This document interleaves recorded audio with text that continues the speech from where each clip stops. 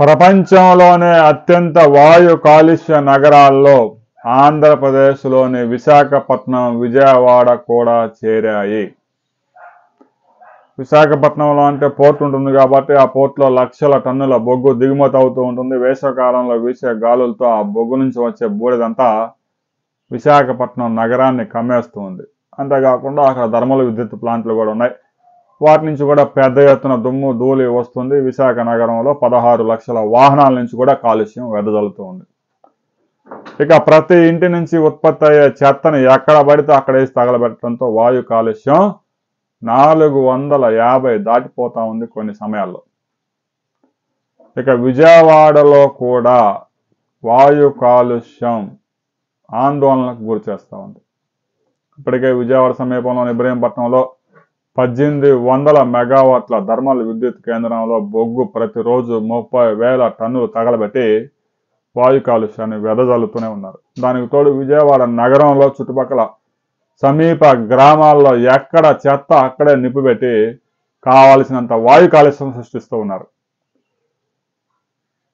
ప్రపంచంలోనే ప్రఖ్యాతి గాంచిన వైద్య జర్నల్లో ఈ విషయాన్ని ప్రచురించారు. భారతదేశంలోనే కాదు ప్రపంచంలోనే అత్యంత వాయు కాలుష్యం ఉన్న నగరాల్లో విశాఖపట్నం, విజయవాడ కూడా చేరాయి. రాబోయే రోజుల్లో రాష్ట్ర ప్రభుత్వం గనక సరైన చర్యలు తీసుకోకపోతే వాయు కాలుష్యం బారిన పడి వేలాది మంది ప్రాణాలు కోల్పోయే ప్రమాదం ఉంది. ప్రతిరోజు మనం చూస్తూనే ఉన్నాం. ప్రధాన నగరాలు ఏదైతే ఉన్నాయో ఢిల్లీ, ముంబై, హైదరాబాద్, బెంగళూరు, చెన్నైలో వాయు కాలుష్యం ఎలా పెరిగిపోతుందో. ముఖ్యంగా ఢిల్లీలో అయితే వాయు కాలుష్యం వలన 7% మంది ప్రజలు మరణిస్తూ ఉన్నారు. తీవ్ర అనారోగ్యం పాలవుతూ ఉన్నారు. లక్షలాది మంది ప్రాణాలు కోల్పోతూ ఉన్నారు. కేవలం ఢిల్లీలో ఉత్పత్తి అయ్యే వాయు కాలుష్యమే కాకుండా హర్యానా, పంజాబ్, ఉత్తరప్రదేశ్ రాష్ట్రాల్లో గోధుమ పంట కోసిన తర్వాత ఆ వేస్ట్ ఏదైతే ఉందో దానికి పెట్టే నిప్పు కారణంగా కూడా వచ్చిన పొగ నగరాన్ని చుట్టివేస్తా ఉంది. రాబోయే రోజుల్లో ఇలాగే గనక వాయు కాలుష్యాన్ని పెంచుకుంటూ పోతే భూమి మీద ఒక్కడు కూడా మిగిలే పరిస్థితి లేదు. తీవ్రమైన వాయు కాలుష్యం ప్రజల ప్రాణాలను హరించి వేస్తూ ఉన్నాయి అనడంలో ఎలాంటి అనుమానం లేదు.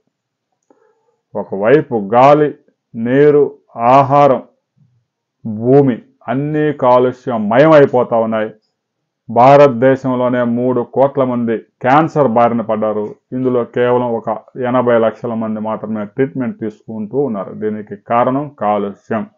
ఈ కాలుష్యాన్ని కనుక అదుపు చేయకపోతే రాబోయే రోజుల్లో ఒకవైపు కాలుష్యం బారిన పడి మరొక వైపు తీవ్రమైన రోగాల బారిన పడి లక్షలాది మంది ప్రాణాలు కోల్పోయే ప్రమాదం ఉంది అనే విషయాన్ని ప్రతి ఒక్కరూ గుర్తుంచుకోవాలి.